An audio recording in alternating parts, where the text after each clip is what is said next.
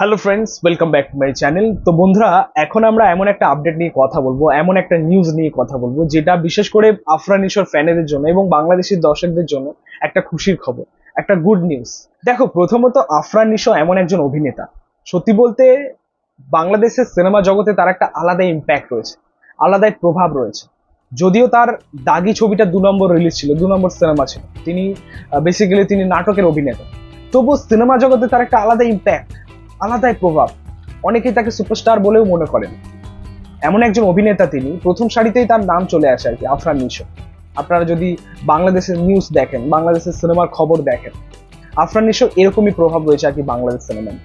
তো সেই জায়গা থেকে আফরান নিশো দর্শকদের, তার ফ্যানেদের জন্য একটা প্রতিশ্রুতি দিয়েছেন যে তিনি তার ফ্যানদেরকে আর দর্শকদের আর হতাশ করবেন না, আর নিরাশ করবেন না, যেমনটা সুড়ঙ্গর পরে করেছিল।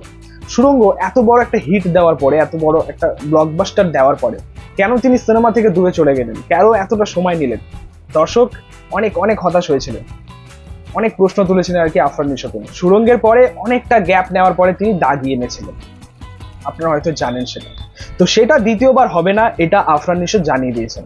কারণ রিসেন্টলি আফরান নিশোর একটা ইন্টারভিউর একটা বক্তব্য শুনলাম আর কি, যে বক্তব্যটা এখন সোশ্যাল মিডিয়াতে বিভিন্ন ফ্যান পেজে, আফরান নিশোর ফ্যান পেজে এখন ভাইরাল বলতে পারো, যেখানে আফরান নিশো জানিয়েছেন যে এই মুহূর্তে দাঁড়িয়ে দর্শকদের চাহিদা অনুযায়ী কাজ করা উচিত অভিনেতাদের। অ্যাকচুয়ালি তাই আমি আপনাদেরকে এই কথাটাই অনেকবার বলেছি, বিভিন্ন ভিডিওতে বলেছি যে এখন সত্যি বলতে দর্শক কি চাইছে সেটা দেখতে হবে, দর্শকের ডিমান্ড কি রয়েছে সেই অনুযায়ী কাজ করতে হবে। তো এই কথাটা আফরান নিশো বলেছেন।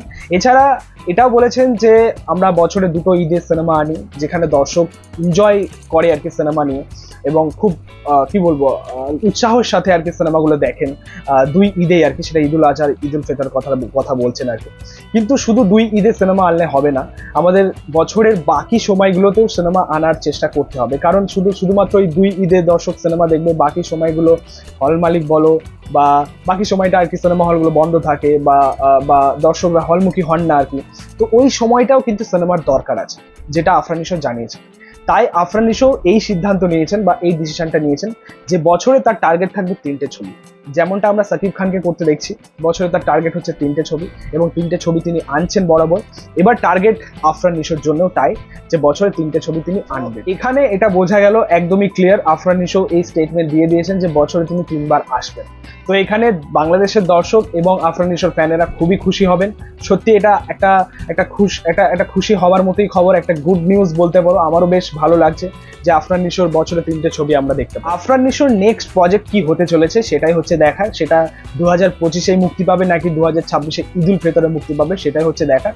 তবে যেটা বাজ রয়েছে, যেটার একটা রিউমার বা গুঞ্জন রয়েছে, সেটা হচ্ছে সুড়ঙ্গ 2 নিয়ে রেহান রাফির সাথে এই কাজটা, সেটা হয় নাকি দেখি তার নেক্সট প্রজেক্ট। তো যাই হোক, এই ছিল বলার। তোমাদের মতামত, রিয়াকশন অবশ্যই কমেন্টে জানিও। ভিডিওটা ভালো লাগলে অবশ্যই লাইক কমেন্ট শেয়ার করে দিও, পাশে থেকে সাপোর্ট করো, চ্যানেলটাকে অবশ্যই সাবস্ক্রাইব করে দিও, পাশে থাকা বেল আইকন প্রেস করে দিও পরবর্তী ভিডিওগুলো আপলোড করতে। Thank you, tata.